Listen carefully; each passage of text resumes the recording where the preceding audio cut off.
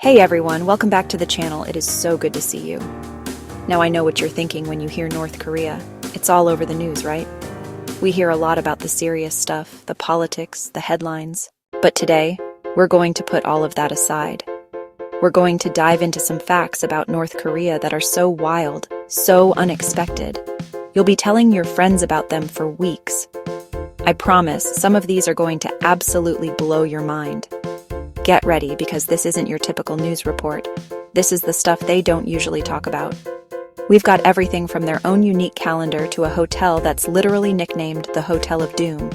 It's a roller coaster of, wait, what? Moments. I spent a ton of time digging these up, and honestly, even I was shocked by what I found. So, grab a snack, get comfortable, and let's get into it. When we get to the end, jump down into the comments and let me know which fact completely surprised you. All right. Let's start with a big one. You think it's 2024, right? Well, not if you're in North Korea. They have their very own calendar, called the Juche calendar. It starts from the birth of their first leader, Kim Il-sung, which was in 1912. That's right now for them it's the year 113. You've got hundreds, maybe thousands of options, right? Netflix, Hulu, cable. Well, in North Korea, your channel surfing session would be over in about 3 seconds. They have only 3 television channels. All 3 are completely controlled by the government. North Korea hosts something called the Arirang Mass Games. And when I say mass, I mean mass. Over 100,000 performers, gymnasts, dancers, acrobats, musicians, all moving in perfect unison. Thousands of children in the stands hold up colored cards. They flip them in perfect sequence to create gigantic moving mosaic pictures. Okay, look down. What are you wearing? There's a good chance you're wearing jeans. They're everywhere. In North Korea, wearing blue jeans is a no-go. They are officially banned. Why? Because they are seen as a symbol of American imperialism and Western culture. That's right. Your favorite pair of Levi's could get you in serious trouble there. Something so common, so universal, that we don't even think about it, is considered a piece of political defiance. Fashion police there are on a whole other level. So, if you ever plan a trip, which is, complicated, make sure you pack khakis. This next one sounds like something out of a movie. Right on the border with South Korea, there's a North Korean village called Kijeongdong. From the south, it looks great. They call it the Peace Village. But here's the twist. It's a ghost town. It's completely fake. No one actually lives there. Modern telescopes show that the buildings are just concrete shells. There's no glass in the windows. And the lights in the buildings turn on and off on an automatic timer, all at the same time. We all use Windows or macOS, or maybe you're a cool Linux person. But what if your country had its own unique operating system? Well, North Korea does. It's called Red Star OS. The goal is obvious: control. The system monitors users from the inside out. Any file you open is watermarked with your computer's serial number. They can trace every document, every movie file. It's a digital walled garden. Forget cookies, this OS is the whole cookie jar. Picture the streets of a capital city, New York, London, Tokyo. What do you see? Traffic. Now picture Pyongyang, the capital of North Korea. The streets are wide, paved, and mostly empty. Why?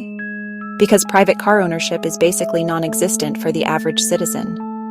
Owning a car is a massive symbol of status and power, reserved almost exclusively for the country's elite leaders. For everyone else, it's public transport or bicycles. This creates a really surreal cityscape. You have these huge, multi-lane boulevards with almost no cars on them. It's one of the most visible signs of the gap between the ruling class and the general population. A driver's license isn't a rite of passage. It's a sign that you're at the very top. While the rest of the world is dealing with traffic jams and fighting for parking spots, the vast majority of North Koreans have never even been behind the wheel of a car. In the heart of Pyongyang stands a building you can't miss. It's the Ryugyong Hotel. 105 stories tall, meant to be the world's tallest hotel. But there was one problem. They never finished it.